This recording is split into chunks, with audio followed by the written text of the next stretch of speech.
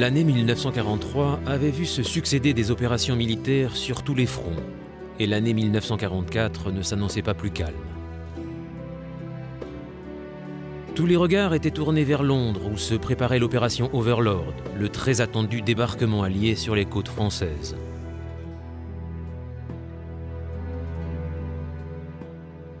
En Allemagne, Adolf Hitler et ses officiers de haut rang savaient bien tous que cette force d'invasion allait bientôt entrer en action, mais où et surtout quand allait-elle traverser la Manche?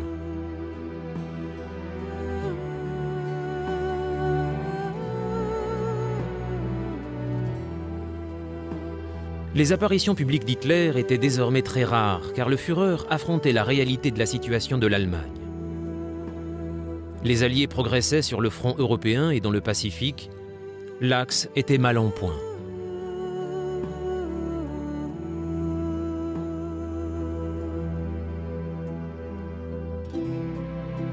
Entouré de sa garde, Joseph Goebbels, Heinrich Himmler et Hermann Göring, Hitler était de plus en plus en retrait et devenait souvent irrationnel dans ses prises de décision. Même ses proches commençaient à réaliser que leur chef n'était pas le grand sauveur de l'Allemagne qu'ils avaient espéré.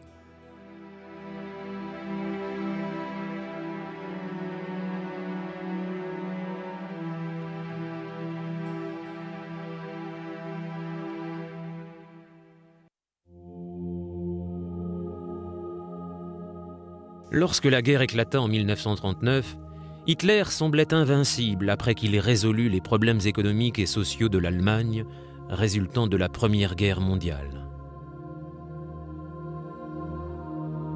Criblés de dettes par le règlement des dommages de guerre, les Allemands avaient été aussi bafoués dans leur fierté nationale. Grâce à son indéniable talent oratoire, Hitler avait su exploiter à son avantage cette situation, attirant vers lui un large auditoire malgré les doctrines extrémistes qu'il développait. Faisant déferler ses armées sur l'Europe alors que les chefs d'État avaient vainement tenté de le refréner, le peuple allemand, comme le reste du monde, ne pouvait qu'assister impuissant à cette avancée et attendre de voir ce qu'il allait faire ensuite. La Pologne tomba aux mains du Troisième Reich, puis ce fut au tour de la Norvège, du Danemark, des Pays-Bas, puis de la France. L'Europe était devenue la forteresse d'Hitler. À l'ouest, les Britanniques combattaient seuls, mais leur nouveau Premier ministre, Winston Churchill, leur apportait un véritable espoir.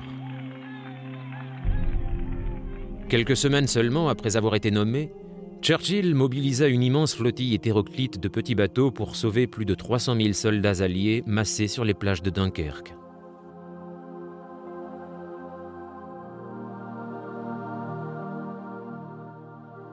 Ce fut une évacuation miraculeuse et qui fit le plus grand bien au moral des Britanniques. C'était particulièrement bienvenu car Hitler était sur le point d'entamer la bataille d'Angleterre en préparation à l'invasion de l'île.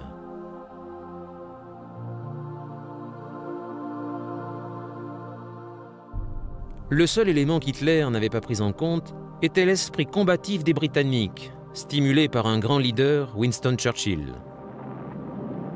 La Luftwaffe ne parvenant pas à écraser la RAF, Hitler changea de tactique. Il fit de Londres sa cible, soumis au célèbre Blitz. D'autres villes furent également visées, mais les Britanniques restaient unis et debout face à l'ennemi. Cet échec aurait dû lui servir d'avertissement. Le monde n'allait pas tomber à ses pieds si facilement. Il se tourna alors vers l'Est et attaqua la puissante Russie, son ancien allié, pensant que ce serait une victoire décisive et rapide.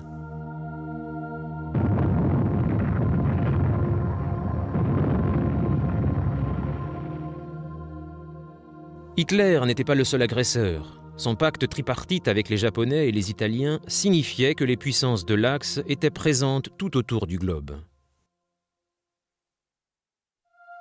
Suivant leur propre calendrier, après d'importantes tensions avec les Américains, les Japonais bombardèrent Pearl Harbor en décembre 1941, entraînant les États-Unis dans la guerre.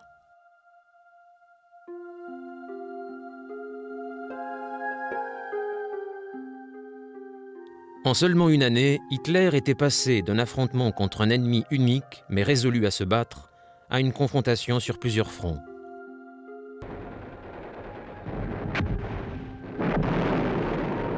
La puissance économique des États-Unis et la taille de l'Union soviétique offraient aux Britanniques un peu de répit, leur permettant de reconstruire leurs forces et de repartir au combat avec plus d'ardeur.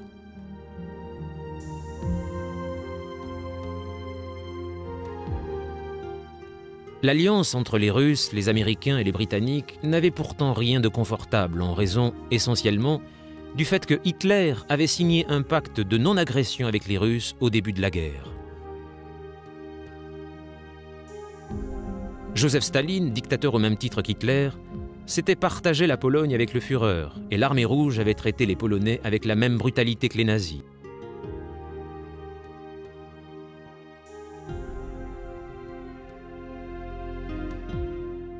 Pour Churchill et le président américain Franklin Roosevelt, Staline, même allié, n'était pas fiable. Cependant, après Barbarossa, lorsque les Allemands envahirent la Russie, Churchill tendit la main à Staline, estimant que le fait de compter les Soviétiques aux côtés des Alliés présentait plus d'avantages que d'inconvénients.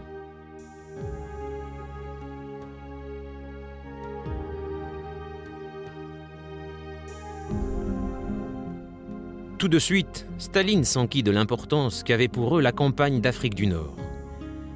Il les poussait à ouvrir un second front en Europe afin de faire baisser la pression sur ses troupes. Lorsque Churchill se rendit à Moscou pour les pourparlers, il lui exposa sa stratégie à long terme. En libérant l'Afrique du Nord, les Alliés pourraient lancer une attaque contre l'Italie et mettre un pied en Europe, facilitant aussi une attaque coordonnée avec le débarquement prévu en Europe du Nord.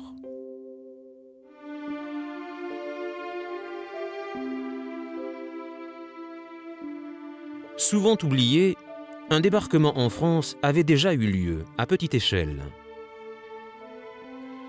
Le 19 août 1942, une force composée de commandos britanniques et canadiens effectua un raid contre le port de Dieppe. 5000 hommes, dont 50 rangers américains et de nombreux soldats de la France libre, dans le cadre de l'opération Jubilé, attaquaient le port. Bien qu'ayant tourné au désastre, cette opération fournit aux Alliés des informations précieuses dans la planification des futurs assauts contre les côtes françaises, le célèbre D-Day.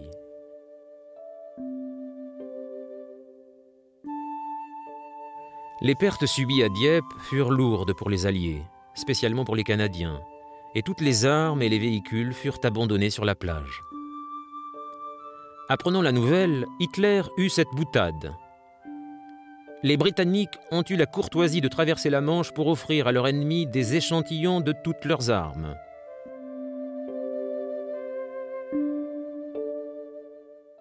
Mais plus tard, lorsqu'il briefa ses commandants, le ton d'Hitler fut plus réfléchi.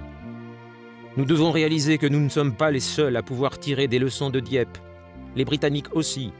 Nous devons réfléchir à des méthodes d'attaque radicalement différentes et à d'autres zones de débarquement possibles. Dieppe aurait pu n'être qu'une anecdote dans cette guerre totale, mais comme beaucoup d'opérations qui ne purent être menées à leur terme, elle apporta une immense contribution au conflit. Hitler était concentré sur la Russie et les batailles sanglantes qui l'attendaient. Les Japonais affrontaient les Américains dans les îles du Pacifique et les Alliés occidentaux progressaient en Afrique du Nord.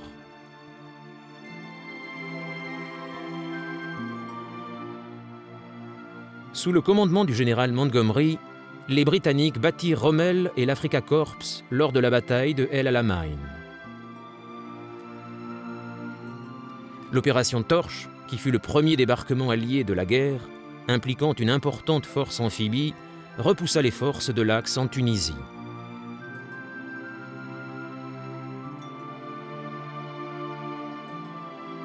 En mai 1943, lorsque les Britanniques entrèrent dans Tunis, Rommel n'eut plus d'autre option que d'accepter sa défaite.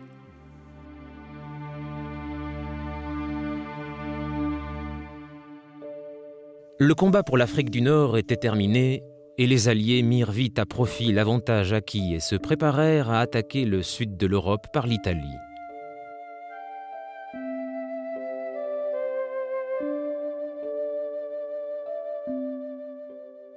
L'opération Husky fut la première offensive concentrée sur l'île de la Sicile.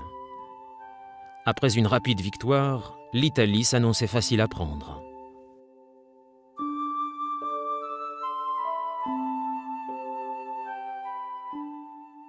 Mais le sort d'un combat peut tourner très vite, et le combat pour l'Italie n'eut rien d'une promenade de santé. Hitler ne put empêcher les Italiens de se rendre. Il donna alors l'ordre à une division allemande d'envahir le pays de Benito Mussolini, son ancien allié.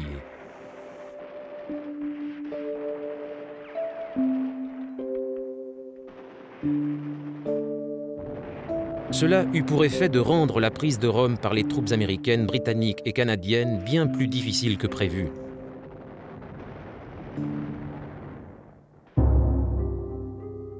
En dépit des difficultés rencontrées par les Alliés en Italie, les préparatifs pour la libération de la France au printemps ou à l'été 1944 étaient en bonne voie. Les Russes continuaient à attaquer les Allemands à l'est et les Américains combattaient dans le Pacifique. La Grande-Bretagne se préparait à accueillir la plus grande force d'invasion que le monde ait jamais vue.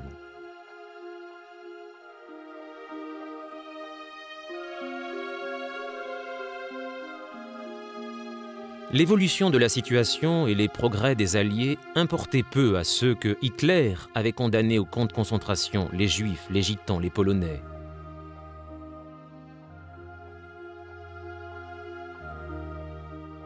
Le jour du Nouvel An, un nouveau camp de concentration ouvrit en Pologne, là où auparavant se trouvait un camp de travaux forcés.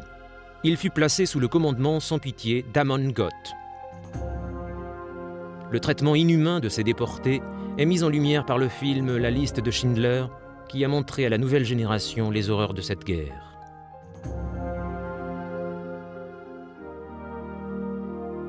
Partout dans le monde, la résistance s'organisait. Aux Philippines, par exemple, un ingénieur des mines américain du nom de Wendell Fertig avait refusé de se rendre lorsque les Japonais avaient pris les îles en 1942. Il s'enfonça dans la jungle et réunit une troupe de quelques milliers de Philippins qui harcela sans cesse les forces japonaises d'occupation.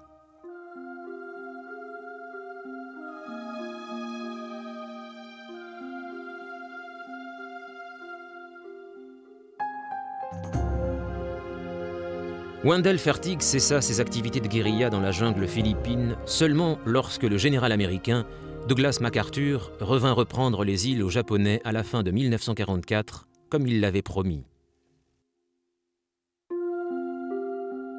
En Europe, la Royal Air Force bombardait systématiquement Berlin. Un raid était prévu dans la toute première nuit de la nouvelle année. Mais une météo difficile obligea à repousser l'opération au 2 janvier.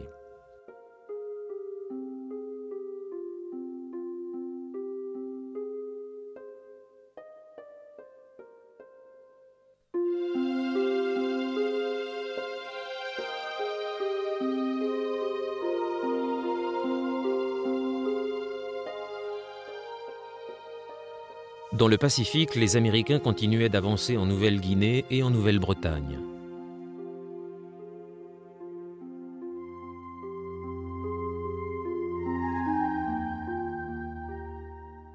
Le Japon était encore loin pour les Américains, alors que pour les Russes, l'Allemagne était jour après jour de plus en plus proche. Le 3 janvier, l'armée rouge se trouvait à moins de 15 km de ce qui était la frontière avec la Pologne en 1939, ne laissant aucun doute à Hitler sur le fait qu'une percée des Soviétiques était proche.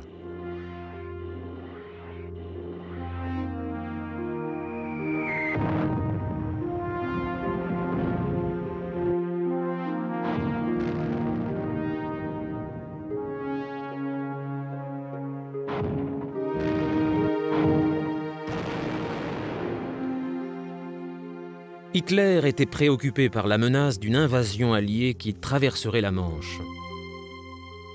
Les avions américains et les Britanniques avaient débuté l'opération Carpetbagger le 4 janvier, qui consistait à larguer des armes et du matériel aux groupes de résistants en France, en Hollande, en Belgique et en Italie.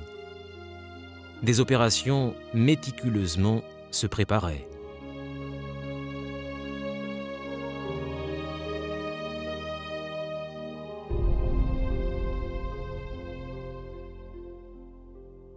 Il était temps pour les Alliés de rappeler à Londres les principaux protagonistes impliqués dans le commandement de l'opération Overlord.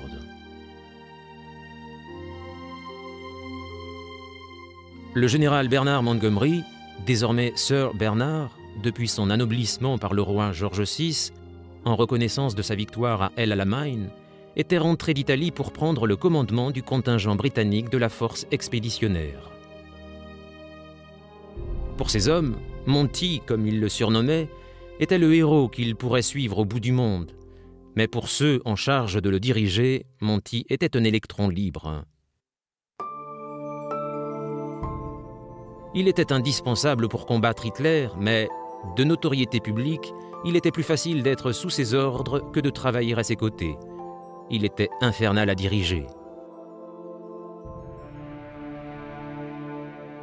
Pour ceux en charge de l'opération Overlord, gagner le respect de Monty était très important.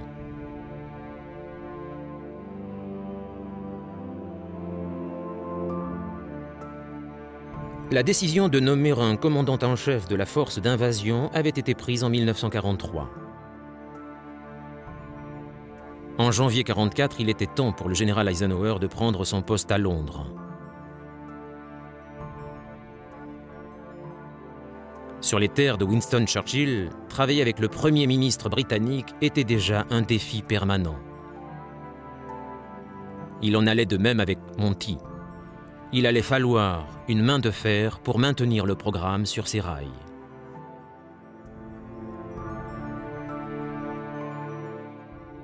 De nos jours, lorsqu'on demande aux non-spécialistes de citer des héros de la Deuxième Guerre mondiale, il est rare que Eisenhower arrive en tête de liste.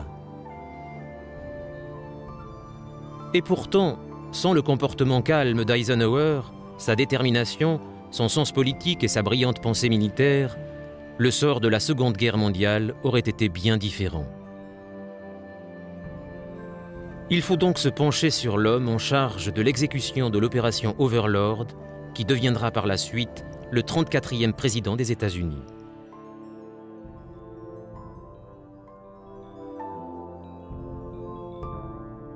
David Dwight Eisenhower est né à Grayson County au Texas le 14 octobre 1890. Le surnom qu'on lui donna pendant sa jeunesse, Ike, le suivit tout au long de sa vie. Comble d'ironie, ses deux parents étaient des pacifistes, mais ils ne l'empêchèrent pas de se présenter à l'académie militaire de West Point, où il pensait qu'il recevrait la meilleure éducation possible.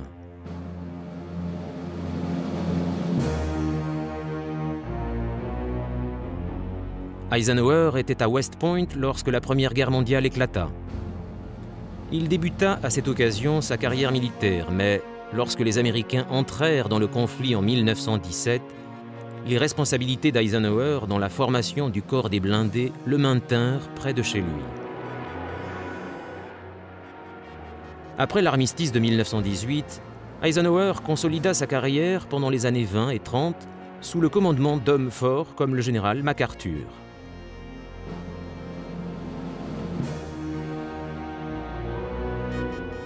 Lorsque la Deuxième Guerre mondiale débuta en 1939, Eisenhower s'était construit une excellente réputation d'administrateur. Il se trouvait alors sous les ordres de MacArthur aux Philippines.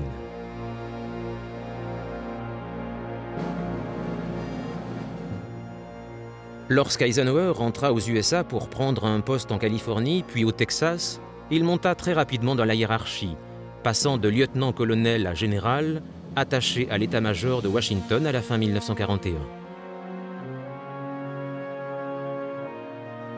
Très rapidement, Eisenhower devint adjoint du chef d'état-major de la division Operation et ses capacités d'organisateur évidentes le conduisirent à être nommé général commandant les opérations du théâtre européen à Londres. C'est ensuite qu'il devint commandant suprême des forces alliées en Afrique du Nord. Les combats se déplaçaient vers l'Italie après que Rommel ait été refoulé de Tunisie quand Eisenhower entra en action.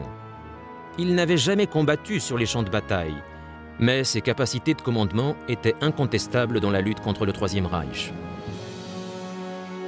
Il était temps pour Eisenhower de montrer au monde qu'il était digne des fonctions qui lui avaient été confiées à son arrivée à Londres, diriger l'opération Overlord.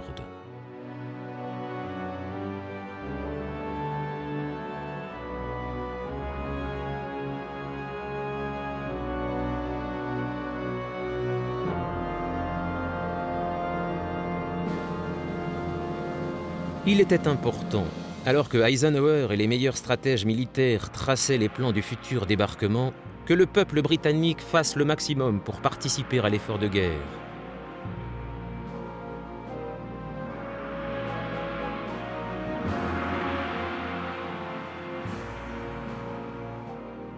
Le gouvernement s'employait encore plus à inciter la population à jouer un rôle actif.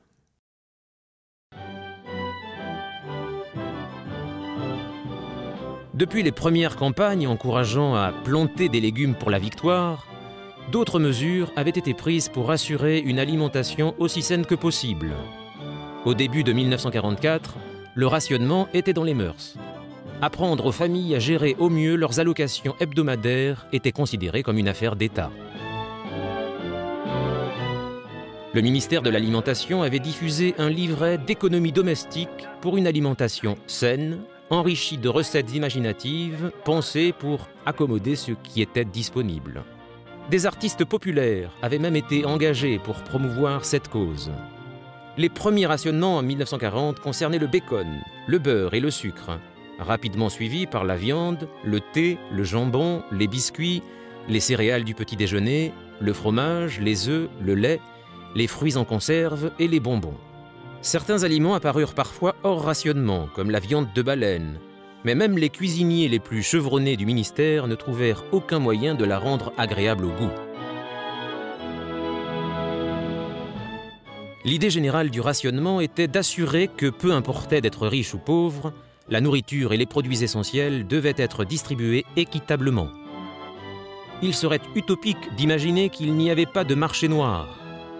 Si la grande majorité du peuple britannique était respectueuse de la loi, l'appât du gain restait encore, pour certains, une motivation forte. Nobody's perfect. Il faut noter qu'en dépit du rationnement dans les magasins, les contraintes dans les restaurants étaient moins fortes. À la fin de l'année 1944, on estimait que 9% de la nourriture consommée l'était hors du domicile. Des établissements connus sous le nom de British Restaurants ouvraient dans tout le pays. S'ils disposaient d'un local adapté, pour moins d'1 shilling par repas, comprenant 3 plats, ils étaient en mesure de répondre à la demande. La loi fut modifiée pour que même les restaurants les plus réputés de Londres ne soient pas autorisés à facturer plus de 5 shillings avec 3 plats servis au maximum. Il était aussi obligatoire pour les usines, vital pour l'effort de guerre, d'assurer un service de cantine pour que les ouvriers soient bien nourris et en aussi bonne santé que possible afin de donner au travail la pleine mesure de leurs moyens. La nourriture n'était pas la seule à subir le rationnement. Les vêtements, le pétrole et même le savon furent soumis au système des coupons. La fantaisie dans la mode n'existait plus car tous les vêtements disponibles devaient se conformer à des standards utilitaires. Minimum de tissu, pas de revers, aucune fioriture. Les bas étaient une chose du passé et les femmes peignaient leurs jambes avec ce qu'elles pouvaient trouver, en particulier du crayon à sourcils.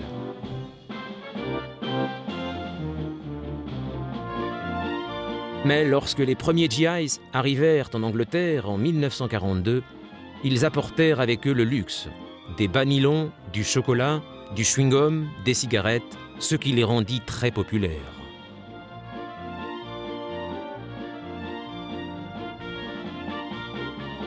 Le terme GIs vient du fait du marquage de tout l'équipement des soldats américains, Government Issue, c'est-à-dire fourniture du gouvernement, d'où cette abréviation GIs. Les compatriotes d'Eisenhower créèrent un bouleversement glamour dans la vie des femmes de Grande-Bretagne. En 1944, ils arrivèrent en très grand nombre.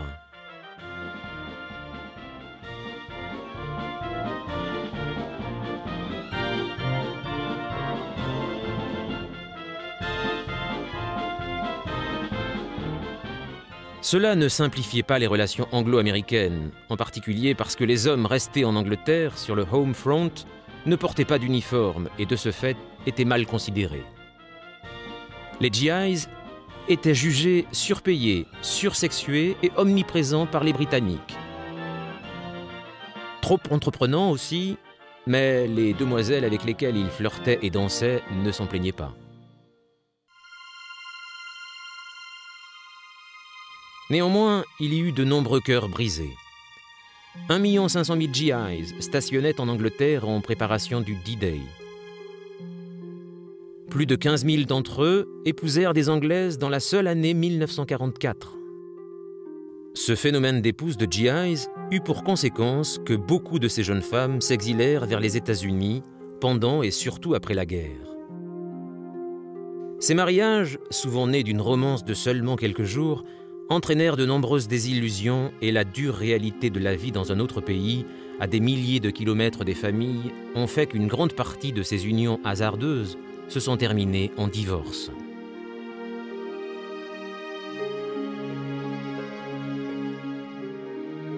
Des milliers de jeunes filles se trouvèrent enceintes de soldats américains, créant ainsi des situations difficiles au sein des familles britanniques, bien après que les GIs ne soient rentrés chez eux.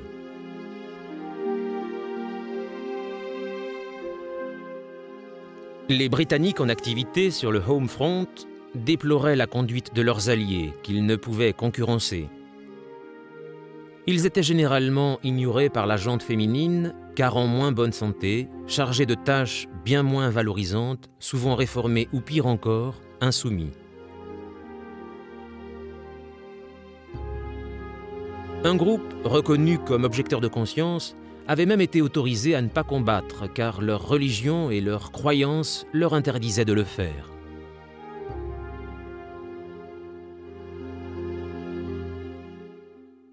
Certains d'entre eux furent envoyés dans les mines de charbon anglaises, mais cela ne les empêcha pas d'être toujours considérés comme des lâches parce qu'ils refusaient l'uniforme. À la fin de 1943 et en 1944, leur réputation détint sur certains mineurs, mais pour des raisons différentes. Les Bevin Boys étaient confondus généralement avec les objecteurs de conscience et raillés pour leur présumée lâcheté. C'était injuste car ils travaillaient de longues heures dans des conditions très difficiles. Sans eux, l'effort de guerre aurait été stoppé net.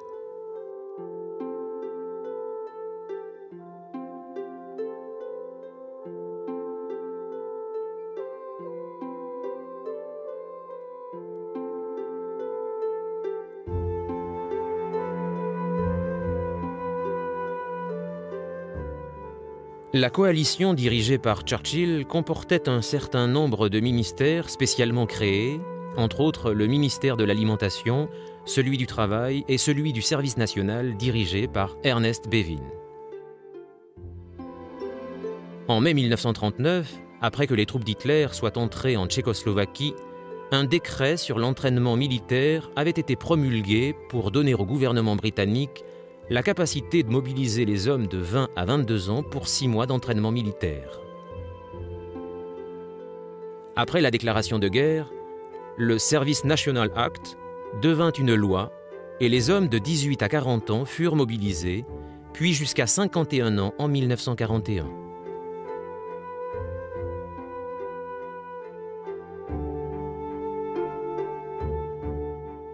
Quelques professions comme les ingénieurs et les mineurs étaient exemptées de l'appel, mais les hommes pouvaient toujours être volontaires. Au tout début de la guerre, ce fut le cas pour de nombreux mineurs de fond, et ce, avant que le gouvernement ne réalise la gravité du problème. Il y avait de moins en moins d'hommes pour l'extraction du charbon. La législation fut modifiée pour faire face à une telle situation, grâce au décret énergie d'urgence de 1940, suivi du décret professions essentielles, un an plus tard, permettant de mobiliser ceux qui étaient restés à la maison pour les utiliser dans des industries jugées stratégiques. Mais la majorité des conscrits potentiels étaient des femmes qu'on ne pouvait pas envoyer au fond des mines. Bevin mit en œuvre un plan d'urgence pour trouver des volontaires, bien que la plupart fût peu préparés à cette tâche.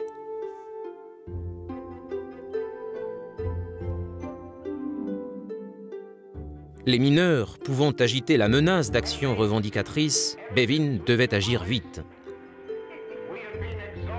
Le ministre établit un système selon lequel un pourcentage de ceux mobilisés pour le service national serait affecté aux mines. Chaque semaine, Bevin tirait, certains prétendent de son chapeau, un numéro entre 0 et 9.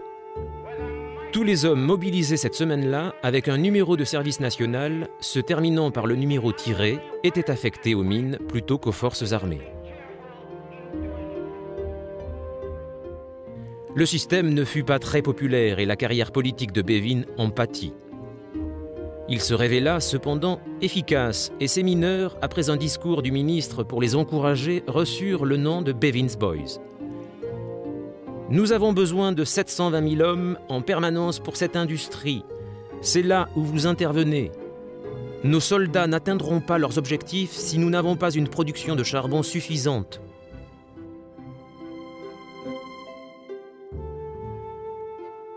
Les Bevin's Boys jouèrent un rôle déterminant, mais leur service pour le roi et la nation n'a vraiment été reconnu que très récemment.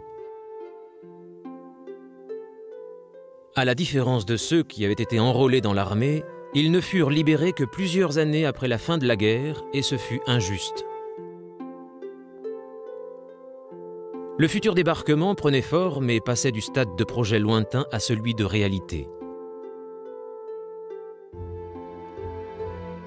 La propagande allemande passa à la vitesse supérieure pour persuader les civils que la guerre suivait son cours. Ils ne cherchaient pas à convaincre le seul peuple allemand.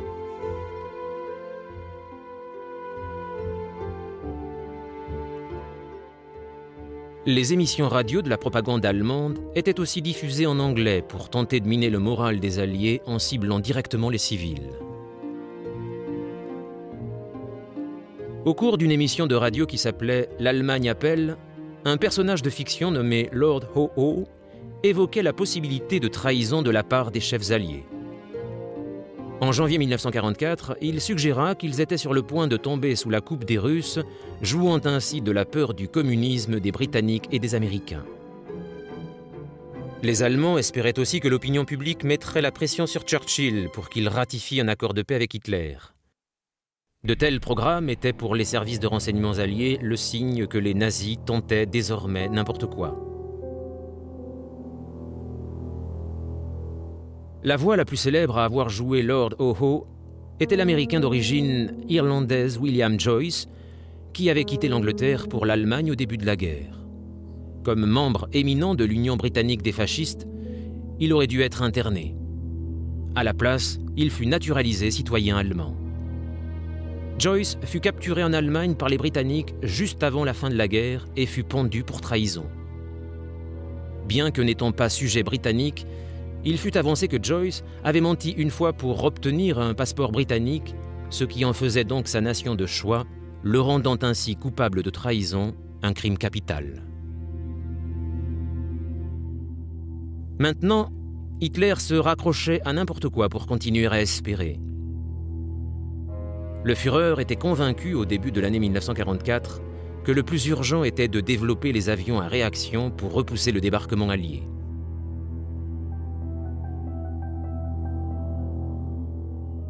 Il déclara « Si j'arrive à obtenir une centaine d'entre eux en première ligne, cela évacuerait le risque d'invasion à jamais. » Hitler avait perdu sa capacité de réflexion et de prise de décision, et ceci en était un exemple.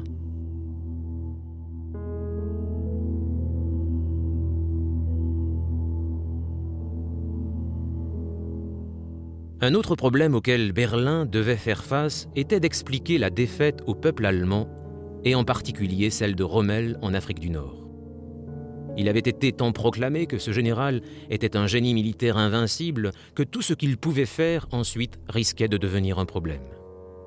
Il fut envoyé en Italie, mais en janvier 1944, date à laquelle Eisenhower fut affecté à Londres par les Alliés, Rommel fut chargé de défendre les positions de l'Axe en France. Il ne fait aucun doute que l'instinct militaire de Rommel était remarquable. Son collègue Gerd von Rundstedt était fermement persuadé que l'attaque alliée aurait lieu entre Douvres et Calais, mais Rommel restait convaincu que la Normandie serait la destination choisie.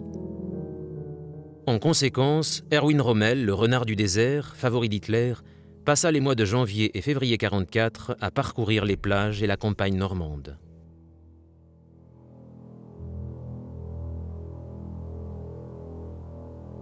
Des pièges et des mines furent posés le long de la côte. Tous les champs pouvant être utilisés comme terrain d'atterrissage pour un avion ou pour des parachutistes étaient inondés ou plantés de ce qu'on a appelé les asperges de Rommel. Il s'agissait de poteaux plantés dans le sol qui rendaient impossible l'atterrissage d'avions.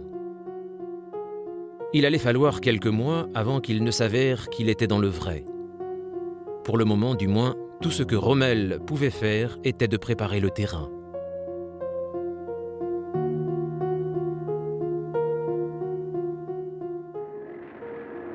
En Italie, les troupes allemandes tenaient bon. En dépit du début fracassant de l'offensive alliée, les Allemands étaient bel et bien terrés autour de Monte Cassino. Il fallait les déloger pour permettre aux Alliés d'avoir une chance d'atteindre Rome. Le 12 janvier, les troupes françaises tentèrent de s'emparer de la ville de Cassino, mais sans y parvenir. Les Allemands résistaient, ne laissant aux Alliés d'autre choix que celui d'attendre une autre opportunité. Ce fut un court moment de triomphe pour Hitler, car partout ailleurs, ses troupes étaient harcelées.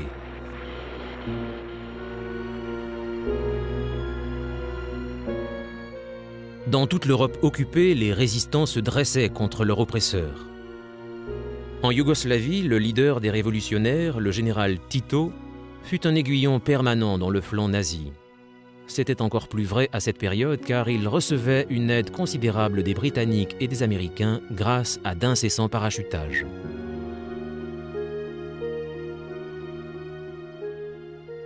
Mais c'est la Russie qui continuait à mobiliser une grande partie des ressources d'Hitler.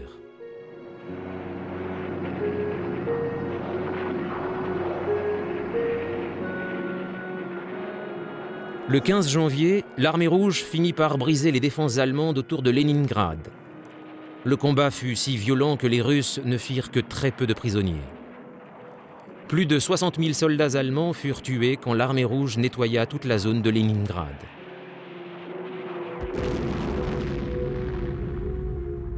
En Italie, les Britanniques avaient rejoint les Français à Cassino, mais une fois de plus, les Allemands avaient repoussé leurs attaques. Au nord de Cassino, les Américains avançaient vers la rivière Rapido et préparaient un débarquement à Anzio, au sud de Rome. Alors qu'Eisenhower rencontrait ses commandants à Londres pour discuter d'Overlord, le 21 janvier, les troupes américaines et britanniques, escortées par 28 navires de combat, filèrent depuis Naples. C'était l'opération Shingle, nom de code pour le débarquement.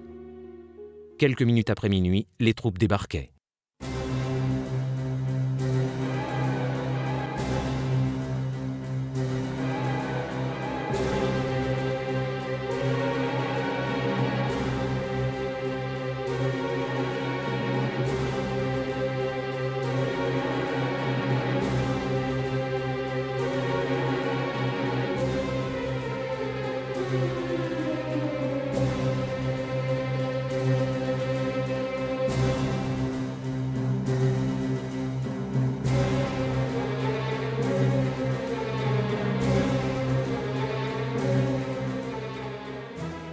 Les 227 Allemands basés là furent pris complètement par surprise et n'offrirent qu'une faible résistance.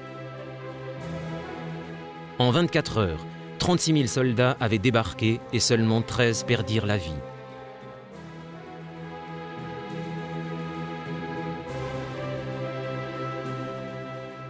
Hitler avait donné instruction à ses hommes de tenir l'Italie à tout prix.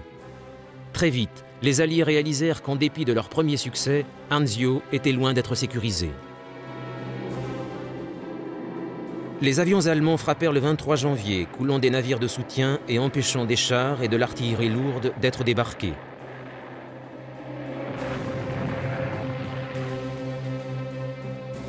Le commandement américain à Anzio hésita. Les conséquences de cette hésitation furent désastreuses. Elles donnèrent aux Allemands l'opportunité d'acheminer des renforts. Les Allemands apprirent au prix fort à Anzio que le renseignement militaire était d'une importance vitale. Les Alliés connaissaient les obstacles qu'il fallait devoir affronter et cela faisait la différence. À Bletchley Park, un manoir élégant au cœur de la campagne britannique, les messages codés de l'Axe étaient interceptés et décodés. Non seulement les Alliés étaient capables de suivre ce que les Allemands préparaient, mais ils étaient aussi capables de s'assurer que les faux renseignements dont ils abreuvaient l'ennemi arrivaient à bon port. L'opération Overlord était imminente.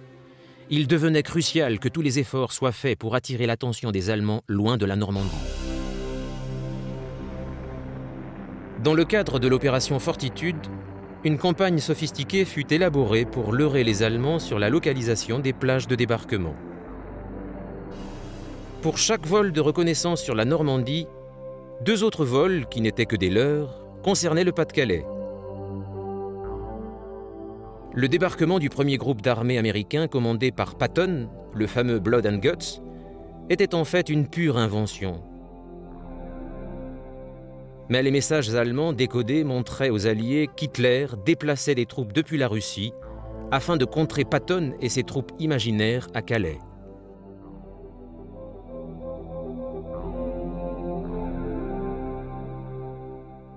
La 12e armée britannique, constituée de la 15e division motorisée britannique, la 34e division d'infanterie, la 8e division blindée et la 7e division d'infanterie polonaise, n'existaient également que sur le papier.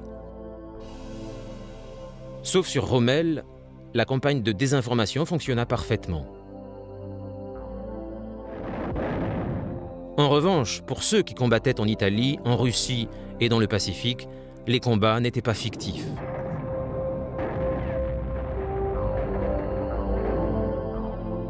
Les Américains avaient progressé dans le Pacifique depuis 1943, avançant peu à peu vers les îles Mariannes qui devaient leur offrir une importante base stratégique depuis laquelle ils lanceraient des attaques contre le Japon.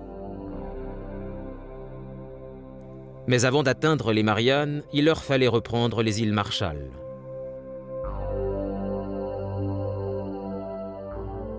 Le 1er février, une énorme opération amphibie alléa les troupes d'occupation japonaises, mais en dépit de cela, les défenseurs des 3 îles attaquées choisirent de combattre jusqu'à la mort plutôt que de se rendre.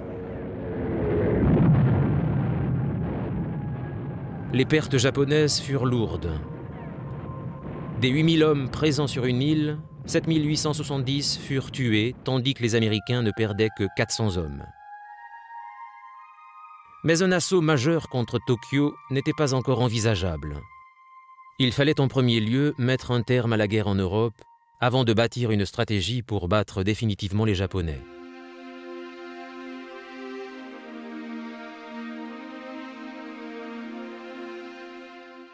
À Londres, Eisenhower était totalement absorbé par les plans d'Overlord. Avec son état-major, il découvrait quelle prouesse d'organisation il devait réaliser. Les scientifiques, les experts techniques et les services de renseignement étaient largement mis à contribution. Et pourtant, la tâche semblait insurmontable à tous ceux qui en connaissaient les détails. À Buckingham Palace, George VI était tenu au courant des évolutions d'Overlord. Il notait ses réflexions dans son journal. En février 1944, il écrivait « Plus le projet avance, plus il devient effrayant. »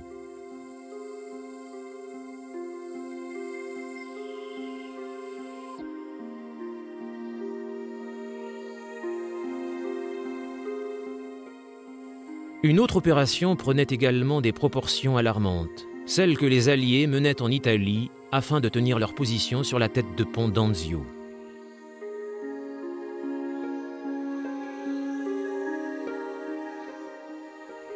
Le débarquement, qui avait commencé de façon prometteuse pour les Alliés, était stoppé par les contre-attaques des Allemands. Et non loin de là, à Cassino, la Wehrmacht réussissait brillamment à contenir ses opposants.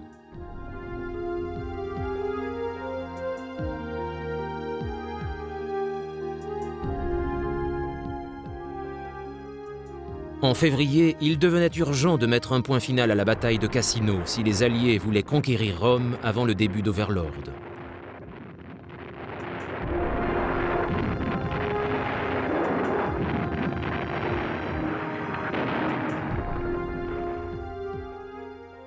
Des tracts furent largués à destination des amis italiens leur disant de quitter le vieux monastère de Monte Cassino car une attaque alliée était imminente. C'était un dernier avertissement quelques heures avant que 400 tonnes de bombes soient larguées sur le magnifique sanctuaire médiéval, tuant l'évêque et 250 réfugiés civils qui s'y étaient abrités. Aux côtés des Américains, des Canadiens, des Britanniques et des Français, des Marocains, des Maoris, des Indiens et des Gourkhas combattaient aussi au corps à corps, dans les ruines, sans parvenir à déloger les Allemands de leur position avantageuse. Pendant ce temps, les Alliés continuaient à bombarder Berlin. En représailles, les Allemands bombardaient Londres. Avec une précision stupéfiante, 4 personnes furent tuées par un raid aérien alors qu'elles se trouvaient sur le seuil du domicile du Premier ministre au 10 Downing Street. Par chance, Churchill était loin de là à ce moment. Pour la RAF, les raids de bombardement contre l'Allemagne coûtaient cher en avions et en équipage, et Churchill soutenait ces actions. Tous les regards se concentraient sur la libération de la France, et il déclara « L'offensive aérienne constitue le socle de nos opérations de débarquement à venir. »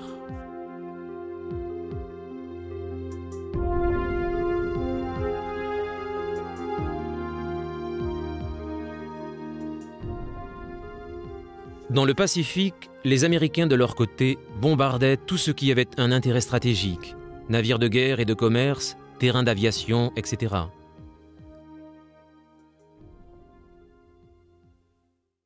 De leur côté, les Japonais réussirent quelques tirs directs contre les navires américains au large d'Iwo Jima et massacrèrent tous les survivants. Un navire britannique subit le même sort dans l'océan Indien.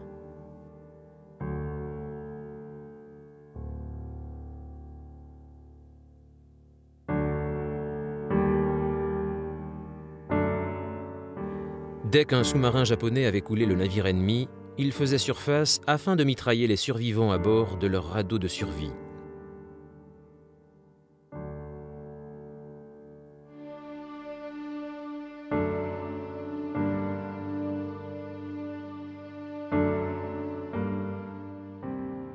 Les Japonais n'avaient aucun respect pour les droits des prisonniers de guerre. Dans les camps de concentration, les Allemands n'avaient pas plus de considération pour leurs détenus. À Dachau, où tant d'atrocités furent commises, il est intéressant de noter qu'un secrétaire fit un geste courageux. Le 22 février, 31 prisonniers de guerre soviétiques furent extirpés de leur baraquement et exécutés. Le secrétaire nota simplement leurs noms, un à un. Parmi les millions de victimes des camps de concentration, une grande majorité furent des victimes sans nom de l'Holocauste. Mais cet homme avait rendu à ses soldats leur dignité en rédigeant une liste qui serait un jour une preuve évidente contre les auteurs de tels crimes.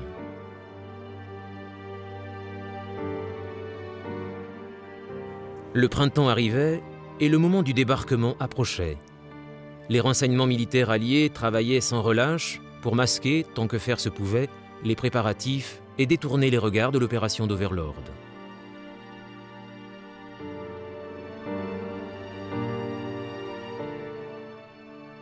À Moscou, les Soviétiques donnèrent leur bénédiction aux campagnes de désinformation anglo-américaines et en ajoutèrent même une de leur propre invention en lançant l'hypothèse d'un débarquement sur les côtes de Norvège.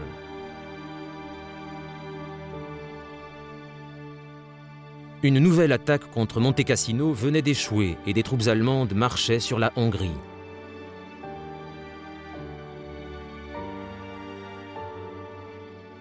Pourtant, Hitler était en train de perdre la main et ses propres officiers commençaient à remettre en question son autorité.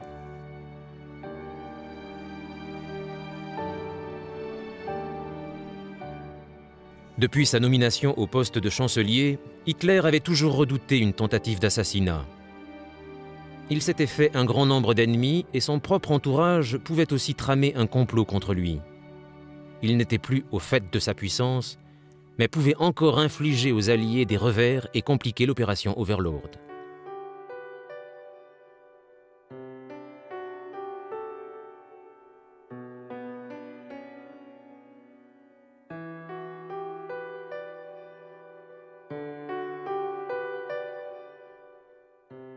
À Londres, les préparatifs s'accéléraient. Eisenhower multipliait les réunions secrètes avec les responsables qui travaillaient 24 heures sur 24.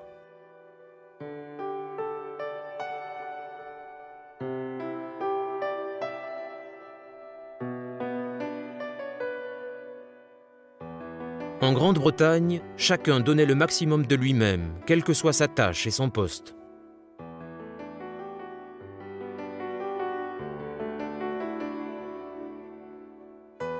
Qu'il travaille dans des magasins, des bureaux ou des usines, chacun apportait sa pierre à l'effort de guerre. Et le soir, il pouvait être volontaire comme surveillant de raids aériens et guetteur d'incendies pour garder la ville aussi sûre que possible, quelles que soient les tentatives de la Luftwaffe.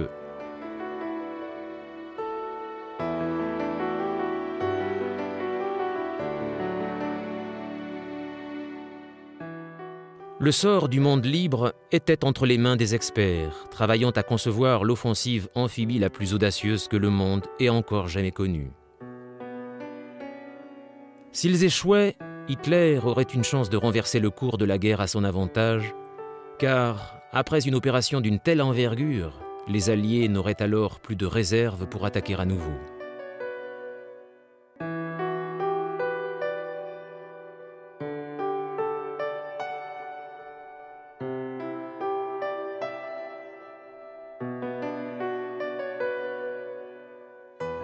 Les sirènes, annonçant les bombardements aériens, hurlaient. Les bombes pleuvaient sur Londres, mais ce que Hitler avait sous-estimé, c'était l'incroyable résistance des Britanniques. La vie continuait, les gens profitaient du moindre plaisir. Les théâtres du West End peinaient à monter des spectacles en soirée, mais les matinées étaient devenues des phénomènes populaires.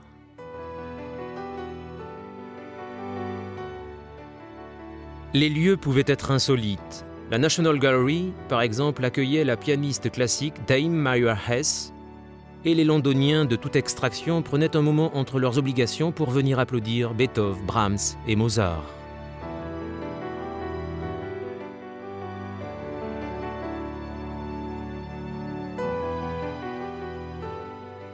C'était le calme avant la tempête, les plans pour le débarquement étaient prêts, la date programmée, le jour J n'était plus bien loin.